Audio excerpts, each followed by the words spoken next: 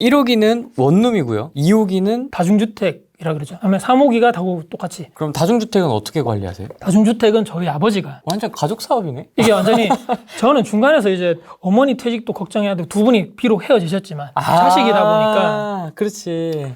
또 아버지가 또 걱정인 거죠. 그래서 또 하다 보니까 또 이제 또 이쪽으로 가게 됐는데 아버지가 지금 열심히 또 관리를 하시면서 아버지가 이쪽에 거주하고 계시고. 거주는 안 하시고요. 여기는 올 원룸이라서 다른 쪽에 거주하고 계시면서 관리는 하고 계시고 이제 마지막 제가 한 거는 2018년도 제가 퇴직하기 전에 이제 저는 이제 장사를 해야 됐기 때문에 1층에 이제 근생이라 그러죠. 네, 상가가 있는 이제 원룸을 찾다가 여기를 선택해서 이제 세 번째 이제 다가구를 매입을 그때 18년도 매입을 했죠. 그럼 입지는 어떻습니까? 다 대구일 것이고. 네, 다 대구고 1호기는 두 개, 1호기, 3호기가 수성구고 3호기는 북구인데 역하고 멀잖아요. 그러니까 대구 1호선 지하철이라고 그러죠. 역하고 멀지 않고 거기도 이제 직장인분들 수요가 많다고 판단했고 근데 이제 피해야 될 좀 말씀드리면 네. 특히 이제 지방에 투자하시는 분들 특히는 그쪽 지방의 산업이라 그러죠. 지역 산업이 좀 무너지는 데가 있어요. 다 위로 올라와 있잖아요 지금. 막 서울 수도권으로 모든 직장이 올라가다 보니까 그거 보고 다 막 우후죽순으로 많이 지어놨는데 특히 제가 뭐 지역명을 바뀌기 뭐 하나만 말씀드리면 구미 특히 구미에 지금 원룸이 너무 많거든요. 근데 그때 예전에는 저도 거기에 막 산업이 많았잖아요. 예전에 그때 발달도 많이 했었고 하다가 거기 너무 많다 보니까 지금 막 엄청나게 싼 가격에 많이 나오더라고요. 근데도 안 나가고 있고 좀 안 좋아지는 지방에서 원룸 하시는 것을 좀 주의해야 되고 하나는 특히 그 학생들 여기는 이제 상관없을 것 같은데 이 서울 수도권은 지방의 대학교 근처에서 하시는 분들이 요즘에 힘들다. 왜냐하면 워낙 거기 안쪽에 이제 기숙사를 요즘 많이 짓거든요. 학교 안에. 그러면 수요가 아무래도 이제 더 저렴하고 또 학교에서 안에서 왔다 갔다 하는 학생들이 많다 보니까 이제 수요가 분산되는 거죠. 특히 지방대학들 힘들다 그러잖아요. 요즘에 막 사람들 들어올라 하지도 않는데 통폐합된다 그러고 그러다 보니까 그런 지방 쪽에 주변에 특히 대학가 주변에서는 하시는 건 저는 좀 비추드립니다. 좀 다시 한번 생각해 보셨으면 좋겠고 저는 그냥 그렇기 때문에 직장인들 많은 쪽 지방에서도 직장에서 왔다 갔다 하기 편한 역세권 그렇기 때문에 입지가 저는 중요하다고 말씀드립니다. 이런 원룸 다가구는 하면 안 된다 이런 것도 있습니까? 신축 갓 지어가지고 이 막 따끈따끈한 거 있잖아요. 말씀드린 대로. 빛가 번쩍한 거 이거는 사시면 절대 안 되고 유흥가 쪽에 붙어있는 쪽이 있거든요. 유흥가가 너무 술집이라든 모텔 너무 많은 지역에는 세입자들이 저한테 얘기를 해요. 부동산 회사에서. 여기 다 좋은데 옆에 너무 시끄럽다. 시끄러워가지고 나가신 분도 있어요. 중간에 들어왔다가. 그래서 들어보면 아 유흥가 쪽 술집 많고 모텔 많은 지역에서 약간 떨어져야 되겠구나. 그다음에 골목이 너무 한쪽이면 말씀드린 대로 여성분들이라든지 혼자 사신 분들이 약간은 꺼려하더라. 특히 근생 건물하고 같이 붙어있는 이 다가구 보실 때 건축이 승인이 나고 6개월, 1년 지났는데도 근생이 공실인 상태가 있는 곳이 있거든요. 왜 공실인가 보면 다들 위치가 별로 안 좋아요. 너무 안쪽에 가 있고 여기에 들어가서 누가 장사하겠는가. 물론 주거 측면에서는 조용하고 좋을지 몰라도 이쪽은 좀 저는 피하는 게 좋겠다. 그러면 1층 근생이 들어있는 건물 같은 걸 매수 고민을 한다면 네네. 그 1층에 뭘 맞출지도 좀 고민을 해야 되겠네요. 네네. 조금 더 길게 보시면 좋겠어요. 저는 이거를 목적성을 가지고 1층에 근생인 건물을 산 이유가 제가 장사를 해야 되기 때문에. 직접 할 거니까. 예, 특히 영상을 보시는 분들 중에서 나도 나중에 퇴직하고 뭐 나만의 장사를 찾게 하고 싶다 하시는 분들은 저는 처음에 장사를 제 건물에 살 생각이 없었고 처음에 그래서 일단 퇴직을 하겠다고 생각하고 알아봤을 때는 다른 쪽에 건물을 알아봤어요. 그러니까 상가라 그러죠. 1층에 타 건물에 다른 사람이 주인인 건물에 여기는 월세가 어느 정도 되고 권리이금이 어떻게 되고 그걸 공부했었거든요. 초반에 돌아다니다 보니까 제가 원하는 지역이 없고 가격이 너무 비싸고 권리금도 너무 높고 그리고 또 안 좋은 게 여기를 제가 나중에 인테리어 다 해야 되는데 나와야 되잖아요. 어차피 내 건물이 아니다 보니까 철거비도 제가 다 내야 되거든요. 이럴 바에는 아니 내가 다가구로 운영을 해봤는데 그래도 자신감이 아니고 그래도 그 돈 내고 할 바에는 이거 내가 내 건물을 사가지고 물론 대출 이자랑 원금이 나가겠지만 위층에서 받는 월세 그걸로 대출 이자 원금을 어느 정도 상쇄시키면서 내 건물 1층에서 내가 장사를 하게 되면 내가 어떻게 인테리어 하든지 간에 내가 조금 더 비싸고 잘 좋게 할 수도 있고 조금 더 목적성을 가지고 할 수도 있고 안정적으로 할 수 있다는 거죠. 왜냐하면 임대료를 내야 되는 월세 때문에 힘들어 하잖아요. 요즘에 장사하시는 분들. 그걸 조금 내가 어느 정도 기본적으로 내가 안정적인 측면에서 장사를 하게 되는 것이 아닐까라고 생각이 바뀌면서 이제 건물을 알아봤거든요. 그래서 영상 보시는 분들 중에서 내가 나중에 퇴직하고 소소하게 내 장사하실 분들 있잖아요. 카페를 하신다거나 음식점을 뭐 소소하게 하신다거나 아니면 뭐 마카롱 가게를 하신다거나 이렇게 소소하게 하실 분들이 나중에 일이 없어도 안 되잖아요. 우리가 퇴직하고 은퇴하시더라도 저희 부모님 마찬가지겠지만 건물을 어느 정도 관리를 하시면서 소일거리라고 생각하시면서 조금 더 하시는 게 역동적으로 우리가 인생을 살아가면서 하실 수 있을 것 같고, 그러니까 거기서 내 장사를 하겠다라고 하신 분들은 우리가 젊었을 때 노동소득 플러스 이제 투자소득으로 내 수익을 만들어 놓고 이제 건물 같은 거 하나 딱 해서 1층에 내 장사 생각이 있으신 분들은 저는 강추를 드리는 거죠.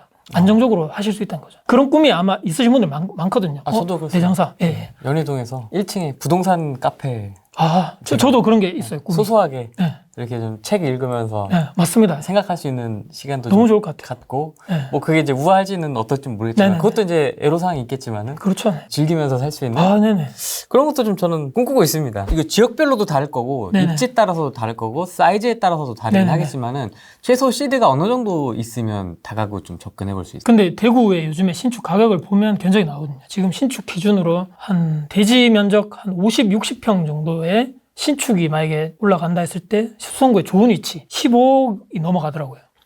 물론 서울에 비하면 뭐 아니겠지만, 그래서 제가 말씀드린 10억을 이제 기준 잡고 말씀드린 대로 5대 3대 2 정도면 안정적이라고 했기 때문에 한 5억 정도, 4, 5억 정도는 있어야지만 안정적으로 가지 않겠는가. 신축이면 이게 신축이 15억이면 준신축이 되면 가격이 떨어져요?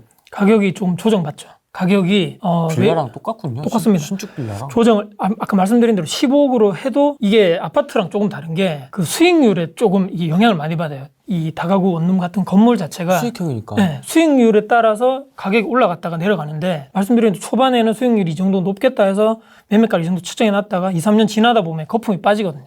원래 월세를 받기 때문에.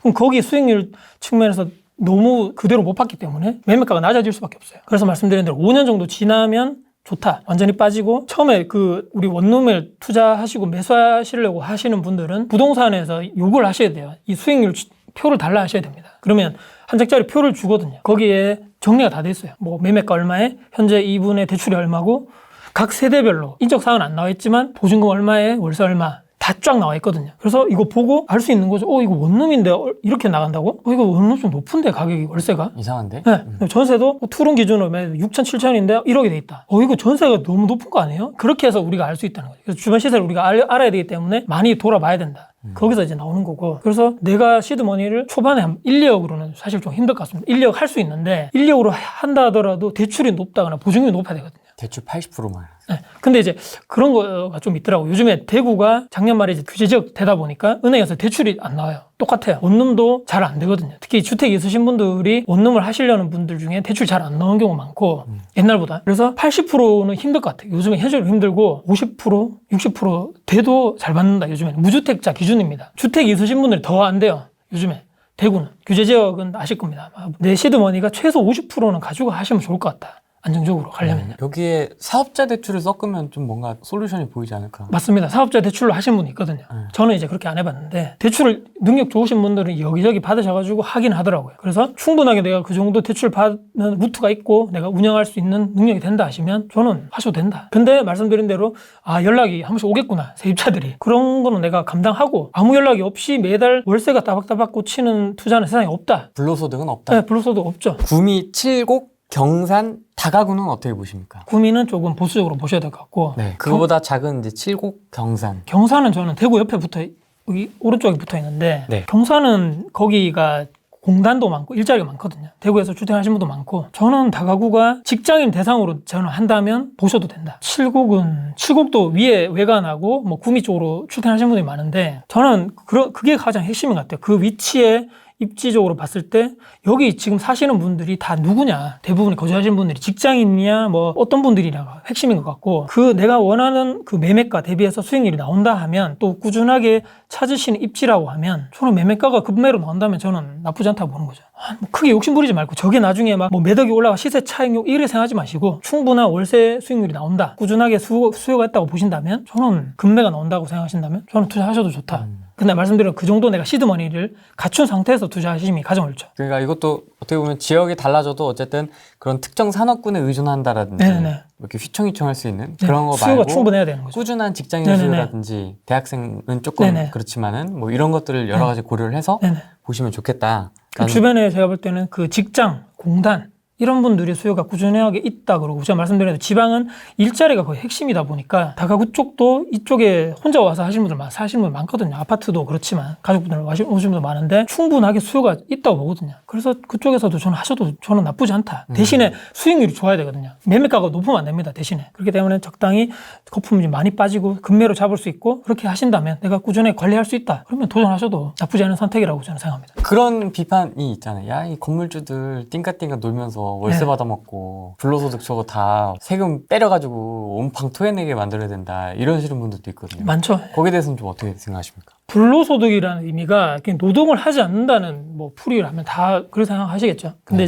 근데 불로소득이 만약에 진짜 있다 하면 근데 이게 불법은 아니잖아요. 불법 소득이 아니고 누구나 불로소득에 대한 다 환상은 있죠. 뭐 투자를 하신 분들이든 하지 않으신 분들이든 간에 불로소득으로 하면 참 좋겠다. 다들 그런 생각 가지고 있다는 얘기죠. 근데 만약에 3년 전으로 4년 전으로 이번 정부가 처음에 들어왔을 때를 들어갔었을 그때 돌아가서 그때 만약에 투자를 하신 분이 있고 투자를 안 하신 분이 있다 치면 그냥 불로소득이 놀고 먹는다는 얘기잖아요. 그분들 투자 안 하신 분들 입장에서는. 근데 불법도 아니잖아요. 근데 그거 안 하고 뭐 하셨냐는 거죠. 그때. 그렇게 좋은 투자 소득이 있는데 왜 안 하고 비판만 하냐. 저게 이렇게 좀 말씀드리고 싶고 가만히 있다가 받는 거는 이제 이런 사람들은 해보지 않은 분들이죠. 와서 한번 그 건물 청소도 해보시고 저 화장실 막혀가지고 변기 막혀서 한번 뚫어보시고 건물에 이제 담배꽁초, 가래침, 껌 한번 계단에 한번 떼보시고 한번 별거 아니실 것 같지만 여름에 해보시면요 땀이 10분만 해도 등에 땀이 쫙 흐르거든요. 해보고 나서 말씀하시면 좋을 것 같아요. 그럼 겨울에 눈도 쓸어요?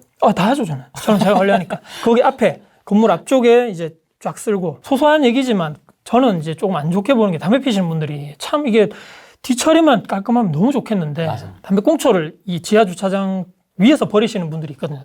그러니까 베란다에서 피고 그럼 건물 주변에 담배꽁초가 쫙 쌓이잖아요. 그럼 저는 이제 제가 여기에 1층에 제가 장사를 하면서 매일 왔다 갔다 하다 보니까 보이죠. 한 번씩 쭉 돌고 담배꽁초를 주울 때 그 심정은 나도 담배 피면 그래 할 수 있겠다 하는데 담배도 안 피는 입장에서 이거를 주우려다 보면 한 번씩 현타가 오죠. 이거 남이 피던 거를 위에서 던진 거를 얘기를 하지만 그래도 안 되신 분도 있고 침도 뱉으시는 분도 많고 쓰레기 같은 것도 말씀드리고 싶은 게 쓰레기 너무 소소한 걸 말씀드려서 죄송한데 재활용 쓰레기 함이 건물 뒤에 있어요. 이렇게 뭐 캔 이렇게 다 분리수거함? 네, 분리수거함. 거기에 잘 버리시면 땡큐죠. 땡큐인데 거기에 일반 쓰레기를 버리신다거나 거기에 막 담배꽁초가 그냥 있다거나 구청에서 직원분들이 수거해 가실 때 그건 안 가지고 가시거든요. 그것까지 어떻게 가지고 가시겠어요. 그래서 그대로 또 쫙 펼쳐놓고 가신 거 보라고 하신 건지 모르겠지만 그래서 또 그걸 가서 또 왜냐면 저희는 또 장사가 이제 애들 장사잖아요. 애들 먹는 거 장사다 보니까 건물 주변에 깨끗해야 된다는 저는 생각을 가지고 있거든요. 왜냐면 엄마들이 와서 픽업하신 분들 많기 때문에 이미지가 중요하단 말이죠. 그래서 항상 깨끗해야 되고 근데 그 주변에 항상 또 쓰레기 같은 거 많으면 이거 빨리 치워야 되겠다. 저는 그 생각만 하는 거예요. 그래서 이렇게 막 얘기하시는 분들은 한번 청소 한번 해보셨으면 좋겠어요. 오셔가지고 별거 없지. 별거 없어요. 없는데 매일 해보고 계단에 청소 매일 한번 해보시고 밀대로 닦아보시고 또 공실 같은 거 한번 놨을 때 방 청소도 한번 해보시고 밤에 한 번씩 세입자 연락 한번 받아보시고 그러면서 받는 월세이기 때문에 귀하죠. 그래서 이 월세로 받는 게 차곡차곡 통장에 쌓일 때마다 그래 고마운 나에게 돈이다 이렇게 생각하면서 사람이 이렇게 마인드가 컨트롤이 착 되는 거죠. 이 접해라고 하시는 분들은 그때 그 좋은 기회 있을 때 하지 왜 안 하고 뭐 하셨냐는 거죠. 그때 그게 좋은 불법적인 그 투자 방식도 아닌데 뒤에서 욕할 게 아니고 하시면 된다. 욕하지 마시고. 최근에 제가 정말 멘탈적으로 딱 한 대 탁 맞는 그 댓글을 유튜브 통해서 저도 많이 오거든요. 그 댓글이나 메일이. 그분이 댓글을 정말 길게 주셨어요. 저에게. 결론을 요약해 보자면 대구 그 지방에서 그 속된 말로 깔짝깔짝 투자 좀 해봤다고 깔짝깔짝 되고 뭐 다가구 뭐 몇 개 해봤다고 유튜버 뭐 하는 것 같은데 본인 소개를 하는 거죠. 본인은 과천에 원룸 건물이 2개나 있다는 거예요. 그리고 아파트도 하고 주식도 하고 그래서 정말 네가 잘난 투자자라면 아니 그거 왜 집안에서 그렇게 깔짝깔짝 되냐 내같이 위에 와서 해라. 아니 저는 깔짝깔짝 된 적이 없거든요.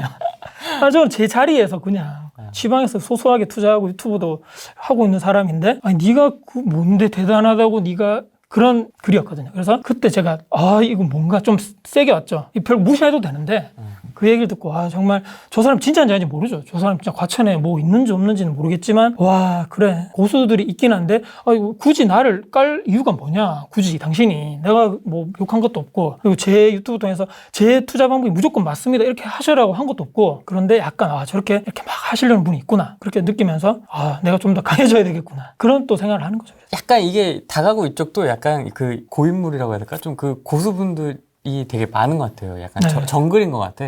정글이죠. 그래서 이게 좀 그런 분들도 좀 많이 있는 것 같고 착하신 분들도 많이 네. 있으신 것 같고 커뮤니티나 뭐 이런 네네. 거 있나요? 그런 다가구 카페라든지. 있습니다. 네이버에 보시면 임대사업자라고 딱 치시면 우리나라에서 제일 큰 임대사업자 카페가 하나 있거든요. 임대사업자 모임이라 해서 아마 아실 분들 아실 건데 거기에 고급 정보들이라는 엄청나게 다가가신 분들 거기 다 있다고 보시면 되거든요. 거기 커뮤니티가 너무 잘 돼 있고 뭐 오프라인 활동을 제가 뭐 나가서 보지는 않았지만 들어가시면 닉네임이 그렇게 돼 있어요. 내가 닉네임이 뭐고 어디 지역이고 어디 지역에서 뭘 하시는지 그 닉네임만 보고 알 수 있거든요. 저분은 서울에서 다가가시는 분이구나. 그러니까 그거 보시면서 요즘에 임대사업자, 저도 임대사업자지만 요즘 임대사업 동향이 이렇게 되는구나. 뭐 예를 들어서 지금 뭐 이런 식의 정책이 발표됐는데 이분도 이렇게 하는구나. 또는 이렇게 수리하는 것도 많이 팁도 많이 얻고 거기 들어가면 영상에 이렇게 드러내지 않고 고수들이 제야의 고수들이 엄청 많아요. 엄청 많아요. 네네. 예전에 영상에서 말씀하신 적이 있거든요. 지금 기억나실지 모르겠지만 고수들은 잘 드러내지 않는다. 그렇게 말씀하셨거든요. 고객님이. 엄청 많아요. 그냥 뭐 엄청 많습니다. 내 주변에 뭐 다가구 하시는 분들이 없는데 내 주변에 투자하시는 그게 착각이고 엄청 많고 뭐 서울에 건물이신 분들 거기 다 있어요. 그래서 거기 보시면 나는 정말 햇병아리구나 보시면서 다 그렇게 세입자들 이런 사람 받으면 안 됩니다. 정책적으로 이렇게 해야 됩니다. 좋은 카페이기 때문에 그런 커뮤니티 가입하셔가지고 정보를 얻으시면 좋을 것 같아요. 저도 포항에서 엊그저께 술 먹으면서 고수들 만났거든요. 만나뵙었어요. 안 나올라 그래. 프랭이 TV 한번 좀 투자하기 바쁘다고. 바쁘다고. 그런 거 안 한다고. 한번 나오세요. 좋아요. 진짜 장난 아니에요. 진짜 얘기 딱 들어보면 한 몇 마디 이렇게 몇 분 얘기 들어보면 견적 나오잖아요. 나오죠. 장난 아니에요. 지금 막 전국을 휘비고 다니면서 지금 투자하고 계신데 얼굴을 드러내는 거를 약간 그래 할 수도 있겠네요. 굳이 그럴 필요 없다. 나는 이 투자하기 바빠서